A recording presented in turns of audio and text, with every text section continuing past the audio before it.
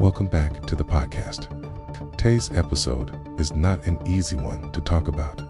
We're discussing the escalating conflict between the United States, Israel, and Iran, and why many critics argue this war didn't have to happen. Yeah, and we're not going to sugarcoat this. A growing number of analysts and international law experts are calling the military attack on Iran an illegal act of aggression, not self-defense, not necessity, but a war of choice. Let's start with the basics. Under the United Nations Charter, military force is only legal in two when authorized by the UN Security Council, or when a country is defending itself from an actual or imminent attack. And according to critics, neither condition was met here. The justification presented was an imminent threat from Iran, but no publicly verified evidence has shown an attack was about to happen. Instead, leaders framed the strikes as preventative. The idea was to stop future danger, but that's exactly where international law draws a hard line. Because if prevention becomes justification, then any country can claim fear of a future threat and start a war that opens the door to endless conflicts worldwide. What makes this situation even more troubling is that negotiations were still happening. Talks over Iran's nuclear program hadn't fully collapsed. Reports showed disagreements mainly centered on uranium enrichment, not whether Iran would build nuclear weapons. Iran had repeatedly stated it was willing to avoid weaponization and allow inspections. Yet, diplomacy ended abruptly. Critics argue political pressure at home may have played a role. Leaders facing elections sometimes benefit from appearing strong abroad. And historically, when diplomacy is abandoned too early, the consequences last decades. The situation escalated dramatically when joint U.S.-Israeli strikes hit Iranian targets, including a targeted airstrike that killed Iran's supreme leader, Ayatollah Ali Khamenei. That single event changed everything. Iran responded with missile and drone attacks against U.S. bases and regional targets, and tensions quickly spread across the Middle East. We're now seeing retaliation affecting global shipping routes. The Strait of Hormuz, one of the world's most important oil passages, has faced major disruptions after Iranian warnings to vessels. And this isn't abstract geopolitics. Tankers have already been damaged and casualties reported as the conflict spills into civilian economic systems.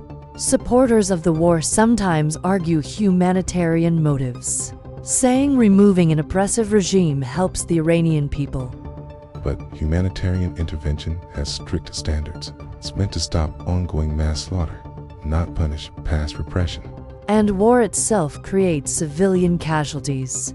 Early bombing reportedly struck civilian areas, including a school, killing dozens, many of them children. That raises a painful question.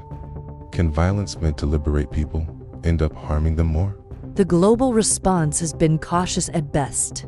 Several European governments criticized Iran but stopped short of supporting the invasion. Even close allies hesitated. Some refused to allow their bases to be used for attacks, signaling discomfort with the legality and risks of escalation. And there's another credibility. When powerful countries ignore international law, it becomes harder to condemn others who do the same. Russia's invasion of Ukraine, for example, suddenly becomes easier for critics to defend, using accusations of Western hypocrisy. After the strikes, calls emerged encouraging Iranians to rise up and overthrow their government.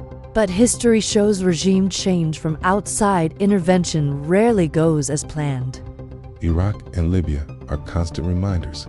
Dictators removed, but instability and violence lasting years. Even if leadership changes, there's no guarantee democracy follows.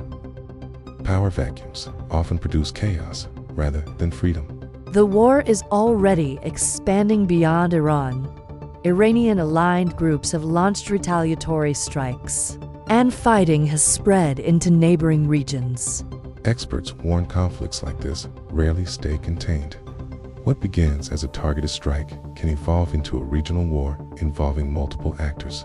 And globally, other powers are watching closely. If military force becomes the default solution, it could encourage aggressive actions elsewhere. There's an old military saying, no war plan survives first contact with reality. And diplomacy, while slow and frustrating, exists for a reason to prevent exactly this kind of spiral.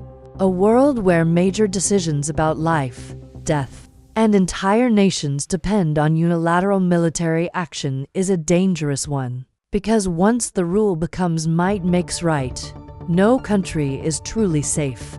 Many people hope for freedom and reform, okay? For the Iranian people, that hope is real and understandable. But the question, can lasting peace ever be built through bombs instead of negotiation? History suggests the answer is complicated and often no. Thanks for listening. Stay informed, stay critical, and we'll see you next episode.